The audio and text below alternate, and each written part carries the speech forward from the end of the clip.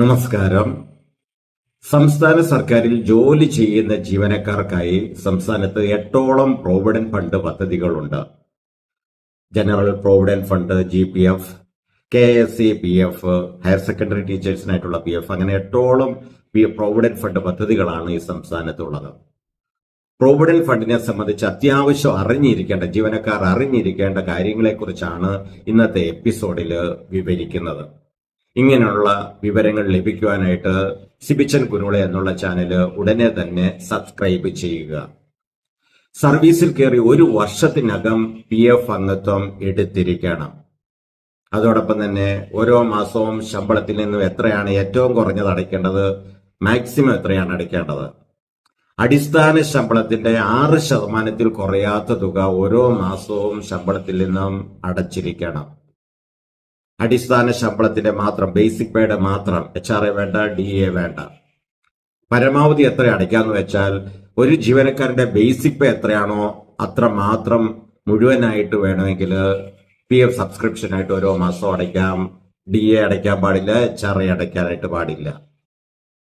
ചുരുക്കത്തില് ഒരു ജീവനക്കാരന്റെ ബേസിക് പേ, അടിസ്ഥാന ശമ്പളം 91,200 ആണ് എങ്കിൽ, 91,200 ആണ് എങ്കിൽ അദ്ദേഹത്തിന് ഏറ്റവും കുറഞ്ഞത് അടയ്ക്കേണ്ടത് 91,200ന്റെ 6%, അതായത് 5,472. അത് 10ന്റെ ഗുണിതമാക്കിയാൽ 5,480 രൂപ ഓരോ മാസവും ഏറ്റവും കുറഞ്ഞത് അദ്ദേഹം അടച്ചിരിക്കണം.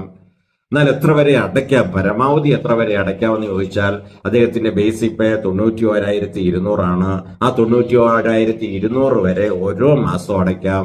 HRA അടയ്ക്കാൻ പാടില്ല, DA അടയ്ക്കാൻ പാടില്ല. സബ്സ്ക്രിപ്ഷനായിട്ട് അടയ്ക്കുന്ന തുകയിൽ ഒരു സാമ്പത്തിക വർഷത്തിൽ 2 പ്രാവശ്യം വർധനവ് നടത്താം, 1 പ്രാവശ്യം കുറയ്ക്കാം. എന്നാൽ കുറച്ചാൽ ബേസിക് പേയുടെ 6% കുറയ്ക്കാൻ പാടില്ല എന്നുള്ള കാര്യവും ഓർത്തിരിക്കേണ്ടതാണ്. വർദ്ധിപ്പിക്കുന്നതിനും കുറയ്ക്കുന്നതിനും ബന്ധപ്പെട്ട DDOയെ സമീപിച്ച് അപേക്ഷ കൊടുത്താൽ സ്പാർക്കിൽ അതിനനുസരിച്ച് അപ്ഡേഷൻ നടത്തുന്നതാണ്. ജീവനക്കാരന്റെ സർവീസിന്റെ അവസാന 3 മാസത്തേക്ക് PF ഡിഡക്ഷൻ പാടില്ല. അതോടൊപ്പം തന്നെ PF വായ്പ അപേക്ഷയും പാടില്ല. ജീവനക്കാരന് താല്പര്യമെങ്കിൽ DDOയ്ക്ക് അപേക്ഷ നൽകി അവസാനത്തെ 1 വർഷത്തെ PF ഡിഡക്ഷൻ ഒഴിവാക്കാം. ഇങ്ങനെ ഒഴിവാക്കുന്നുണ്ടെങ്കിൽ ആ കാലയളവിൽ ടെമ്പററി അഡ്വാൻസ് അനുവദിക്കാൻ പാടില്ല. കേന്ദ്ര സർക്കാർ കേന്ദ്ര സർവീസിലുള്ളവർക്ക് PF പലിശ നിരക്ക് ഉയർത്തുമ്പോൾ സംസ്ഥാന സർക്കാരിന്റെ നിയന്ത്രണത്തിലുള്ള PFകൾക്കും ആ പലിശ നിരക്ക് ബാധകമാക്കും. അതിനനുസരിച്ച് സർക്കാർ ഉത്തരവുകൾ ഇറങ്ങും. നിലവിൽ 7%-നും 8%-നും ഇടയിലാണ് ഇപ്പോൾ പലിശ നിരക്ക്.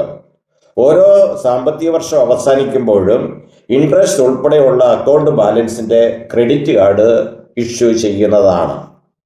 ജീവനക്കാരന് പലിശ ഉൾപ്പെടെയുള്ള ആകെ തുകയുടെ 75% വായ്പ ലഭിക്കും.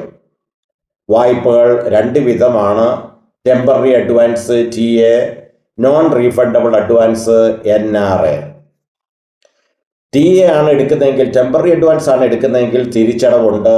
12 മുതൽ പരമാവധി 36 തവണ വരെയാണ് തിരിച്ചടവ് നടത്തേണ്ടത്. NRA ആണെങ്കിൽ തിരിച്ചടവില്ല. 10 വർഷം സർവീസ് പൂർത്തിയാക്കുന്നവർക്കാണ് NRA അനുവദിക്കുക. അല്ല എങ്കിൽ പെൻഷൻ ആകുന്നതിന് 10 വർഷത്തിനകവും NRAക്ക് അപേക്ഷിക്കാവുന്നതാണ്. ഓൺലൈൻ ആപ്ലിക്കേഷൻ വഴിയാണ് ഇപ്പോൾ വായ്പകൾ അനുവദിക്കുന്നത്. ജീവനക്കാർക്ക് തന്നെ സൈറ്റിൽ കയറി ആപ്ലിക്കേഷൻ സെൻഡ് ചെയ്യാവുന്നതാണ്. DDOമാർക്ക് നിലവിൽ 2.5 ലക്ഷം രൂപ വരെയുള്ള വായ്പ അപേക്ഷകൾ അനുവദിക്കാൻ അധികാരമുണ്ട്. ഇതിലും കൂടിയ തുകകൾ മേൽഘടകങ്ങളാണ് അംഗീകരിക്കുന്നത്. വായ്പയുടെ പരമാവധിയായ 75% വരെയാണ് വായ്പ അനുവദിച്ച് കിട്ടുക. ടെമ്പററി അഡ്വാൻസ് ആണെങ്കിൽ 3A-B/4. A മീൻസ് ജീവനക്കാരൻ്റെ അക്കൗണ്ടിലുള്ള തുക, B മീൻസ് ടെമ്പററി അഡ്വാൻസ് എടുത്തിട്ടുണ്ടെങ്കിൽ, ഇല്ലെങ്കിൽ വേണ്ട, എടുത്തിട്ടുണ്ടെങ്കിൽ ഇനിയും വായ്പയുടെ ഭാഗമായിട്ട് തിരിച്ചടയ്ക്കാനായിട്ടുള്ള തുക. അതുകൂടി 3A-B/4 എന്നുള്ള ഇക്വേഷൻ അനുസരിച്ച് എത്ര തുകയാണോ വരുന്നത് അത്രയും തുക ആ ജീവനക്കാരന് വേണമെങ്കിൽ ടെമ്പററി അഡ്വാൻസ് ആയിട്ട് എടുക്കാവുന്നതാണ്. NRA എടുക്കുമ്പോൾ ഒന്ന് പ്രത്യേകം ശ്രദ്ധിക്കുക. ഒരു പ്രത്യേക ആവശ്യത്തിന് 1 പ്രാവശ്യമേ NRA അനുവദിക്കുകയുള്ളൂ. ഓരോ പ്രാവശ്യവും NRI എടുക്കുമ്പോൾ അതിൻ്റെ ഉദ്ദേശ്യം എന്താണെന്ന് വളരെ ശ്രദ്ധയോടെ വേണം പൂരിപ്പിക്കാനായിട്ട്. ആവശ്യങ്ങൾ ആവർത്തിക്കാൻ പാടില്ല എന്നുള്ളത് പ്രധാനപ്പെട്ട ഒരു ഘടകമാണ്.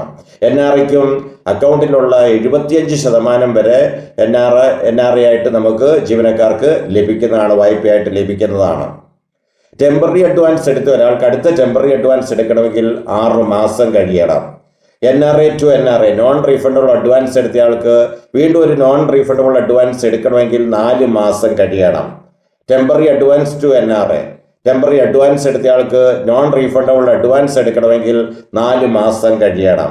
NRI ടു ടെമ്പററി അഡ്വാൻസ് ആണെങ്കിലും 4 മാസം കഴിയണം. ട്രഷറിയിൽ വായ്പാ ബിൽ എൻകാഷ് ചെയ്യുന്ന തീയതിയാണ് ഇവിടെ പരിഗണിക്കേണ്ടത്. PF അക്കൗണ്ട് ബാലൻസ് AGയുടെ സൈറ്റിൽ ഓൺലൈൻ വഴിയും നിങ്ങൾക്ക് പരിശോധിക്കാവുന്നതാണ്. Thank you.